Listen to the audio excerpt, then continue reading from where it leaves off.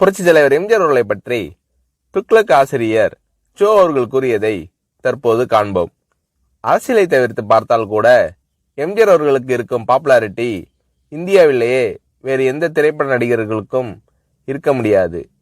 திரையுலகில் எம்ஜிஆர் அவர்களோடு எனக்கு ஏற்பட்ட அனுபவங்கள் பல. அவற்றில் ஒரு சிலவற்றை பற்றி மட்டும் எழுதுகிறேன். துக்ளக் பத்திரிகை ஆரம்பிப்பதற்கு ஓரிரு வருடங்களுக்கு முன்னால் ஜெய்ப்பூரில் அடிமை பெண் படப்பிடிப்பு நடந்து கொண்டிருந்தது. பல நடிகர்கள், டெக்னீஷியன்கள் சுமார் 15 நாட்கள் அங்கே தங்கியிருந்தோம். ஒவ்வொருவரையும் எம்ஜிஆர் அவர்கள் அக்கறையுடன் கவனித்துக் கொண்டது போல் வேறு எந்த தயாரிப்பாளரும் தன் படம் சம்பந்தப்பட்ட எவரையும் கவனித்துக் கொள்வாரா என்பது சந்தேகம்தான். தங்கும் வசதி, சாப்பாடு எல்லாம் ஒவ்வொருவருக்கும் திருப்திகரமான முறையில் இருக்கிறதா இல்லையா என்பதை அவ்வப்போது எம்ஜிஆர் அவர்களே நேரில் கவனித்துக் கொள்வார். படப்பிடிப்பின் போது ஒரு சில நாட்கள் கடும் வயிற்று வலியால் நான் அவதிப்பட்ட போது எம்ஜிஆர் அவர்கள் என்னிடம் காட்டிய பரிவு என்னால் மறக்க முடியாது. படப்பிடிப்பு தடைப்படுவதை பற்றி எம்ஜிஆர் அவர்கள் சற்றும் கவலைப்பட்டதாகவே தெரியவில்லை. அதே சமயத்தில் சென்னையில் ஒரு வழக்கை நடத்துவதற்காக நான் ஆஜராக வேண்டியிருந்ததால் உரிய நேரத்தில் என்னை அனுப்பி வைப்பதற்கும் எம்ஜிஆர் அவர்கள் எடுத்துக்கொண்ட சிரமம் கொஞ்சம் நஞ்சமல்ல. எனக்கு வயிற்று வலி குணமான பிறகு கூட என்னை படப்பிடிப்பிற்கு அழைக்காமல் என் நண்பர்களை அழைத்து உண்மையிலேயே அவருக்கு குணமாகிவிட்டதா, இல்லை ஷூட்டிங் தாமதமாகிறது என்ற காரணத்திற்காக குணமாகிவிட்டது என்று கூறுகிறாரா என்று விசாரித்து கொண்டார் எம்ஜிஆர் அவர்கள். அவருடைய டாக்டரை அனுப்பி நான் பரிபூர்ண குணமடைந்து விட்டேன் என்று அவர் சர்டிபிகேட் கொடுத்த பிறகுதான் சம்பந்தப்பட்ட காட்சிகளை எடுக்க ஆரம்பித்தார் எம்ஜிஆர் அவர்கள். என் விஷயத்தில் மட்டும் இப்படி என்பதில்லை. எல்லா நடிகர்களுக்கும் டெக்னீஷியன்களுக்கும் ராஜ உபசாரம்தான். ஜெய்ப்பூரில் அடிமை பெண் படப்பிடிப்பு நடந்து கொண்டிருக்கும் போதுதான் அவருடைய 100வது படமான ஒளிவிளக்கு தமிழகத்தில் ரிலீஸ் ஆகிறது. நீங்கள் சென்னையில் இருந்தால் பெரிய விழாவாக நடத்திருக்கலாமே என்று நான் எம்ஜிஆர் அவர்களிடம் கேட்டேன். சிரித்துக்கொண்டு பேசாமல் இருந்து விட்டார் எம்ஜிஆர் அவர்கள்.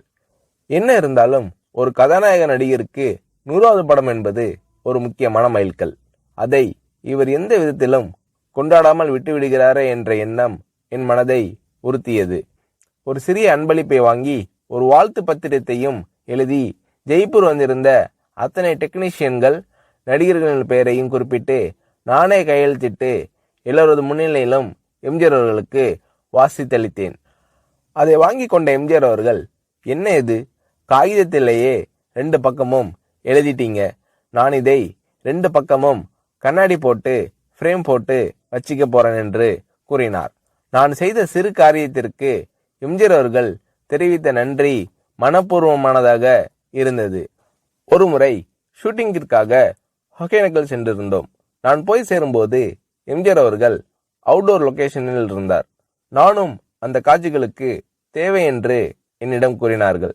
மேக்கப் போட்டுக்கொண்டு நான் லொகேஷனுக்கு சென்றேன். என்னுடைய நண்பர்கள் சிறிது நேரம் கழித்து அங்கு வருவதற்காக காரில் புறப்பட்டிருக்கிறார்கள். இதற்குள் எம்ஜிஆர் அவர்கள் என்னிடம் லொகேஷனில் இடவசதி எல்லாம் சௌரியமாக இருக்கிறதா என்று கேட்டு தெரிந்து கொண்டார். அதன் பிறகு எம்ஜிஆர் அவர்கள் சம்பந்தப்பட்ட காட்சி முடிந்துவிடவே அவர் புறப்பட்டு போய்விட்டார். அவர் போகும் வழியில் என்னுடைய நண்பர்கள் காரில் எதிரே வந்து கொண்டிருந்திருக்கிறார்கள். அடையாளம் புரிந்து கொள்வாரா மாட்டாரா என்ற நினைப்பில் அவர்கள் எம்ஜிஆர் அவர்களை பார்த்தும் கூட பேசாமல் வண்டியை ஓட்டி கொண்டு வந்திருக்கிறார்கள். வண்டி அவர்களை கடந்து சில அடிகள் சென்ற பிறகு எம்ஜிஆர் அவர்கள் தனது வண்டியை நிறுத்த சொல்லி அவர்களுக்கு செய்கை காட்டி நிறுத்தி தன் வண்டியை பின்னோக்கி ஓட்ட செய்து இறங்கி வந்து எனது நண்பர்களை அழைத்திருக்கிறார். நீங்கள் எல்லாம் சோவின் நண்பர்கள் தானே, இடவசதி எப்படி இருக்கிறது, உங்களுக்கு போதுமா? சோவிடம் கேட்டால் அவர் எல்லாம் சரியாக இருக்கிறது என்று கூறி மழுப்பி விடுகிறார். ஏதாவது குறை இருந்தால் நீங்கள் சொல்லுங்கள் என்றெல்லாம் விசாரித்துவிட்டு அதன் பிறகுதான் மீண்டும் தன் வண்டியில் ஏறி புறப்பட்டு சென்றுள்ளார் எம்ஜிஆர் அவர்கள். மிக சாதாரண விஷயம் போல் தோன்றலாம், ஆனால் அந்த மாதிரி கேட்டிருக்க வேண்டிய அவசியமே எம்ஜிஆர் அவர்களுக்கு இல்லை. முகங்களை ஞாபகம் வைத்துக் கொள்வதில் எம்ஜிஆர் அவர்கள் வல்லவர். அதற்கு இன்னொரு உதாரணம். எம்ஜிஆர் அவர்களுடன் சத்யா ஸ்டுடியோவில் ஷூட்டிங்கில் கலந்து கொண்டிருந்தேன். என்னுடைய நண்பர் நீலு சில ஆண்டுகள் கல்கட்டாவில் தங்கிய பிறகு அன்றுதான் சென்னைக்கு திரும்பினார். என்னை பார்க்க சத்யா ஸ்டுடியோவிற்கு வந்தார். நான் அவரை எம்ஜிஆர் அவர்களுக்கு அறிமுகப்படுத்தி வைத்தேன். எனக்கு தெரியுமே, உங்கள் நாடகத்தில் இவர் நடித்ததை நான் தான் பார்த்திருக்கிறேனே என்றார் எம்ஜிஆர் அவர்கள். அதற்கு முன்தினம் எம்ஜிஆர் அவர்கள் எங்கள் நாடகத்திற்கு வந்திருந்தார். ஆனால் நீலுவோ அன்றுதான் கல்கட்டாவிலிருந்து திரும்பியிருந்தார். ஆகையால் நான் எம்ஜிஆர் அவர்களிடம் சொன்னேன், நேற்று நீங்கள் பார்த்த நாடகத்தில் அவர் நடிக்கவில்லை.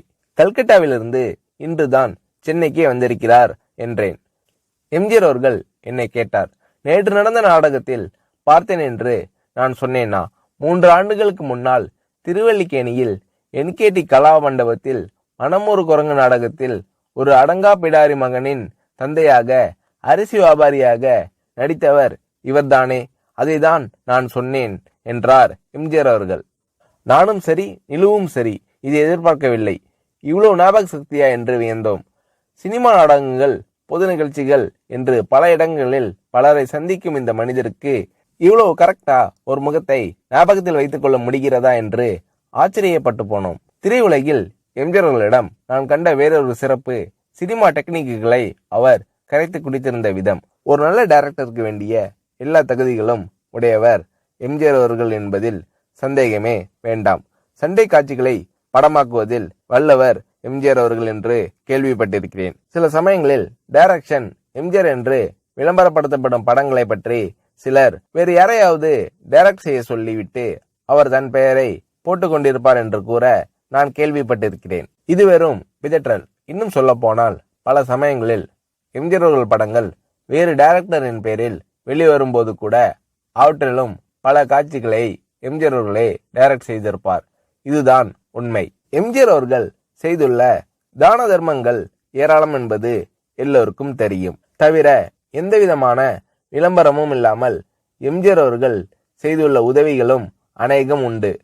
உதவி பெற்றோர்கள் கூட என்னிடம் கூறியிருக்கிறார்கள். மிகவும் தேவையான சமயத்தில் செய்யப்படும் உதவி போன்ற நல்ல காரியம் வேறு எதுவும் இல்லை. இந்த மாதிரி நல்ல காரியங்களை எம்ஜிஆர் அவர்கள் செய்திருக்கிறார் என்பது மறுக்க முடியாத உண்மை. ஒரு நடிகர் ஒரு முறை என்னிடம் கூறினார், வீட்டுல ஒல வச்சுட்டு சோறு பொங்குற நம்பிக்கையோட ஒருத்தர் வீட்டுல போய் நிக்க முடியும்னா அது எம்ஜிஆர் தான், வேறு யாரும் கிடையாது. இந்த மாதிரி மனப்பூர்வமான சர்டிபிகேட் வேறு எத்தனை பேருக்கு கிடைக்கும் என்று புரட்சி தலைவர் எம்ஜிஆர் அவர்களை பற்றி ஷோ அவர்கள் கூறுகிறார்.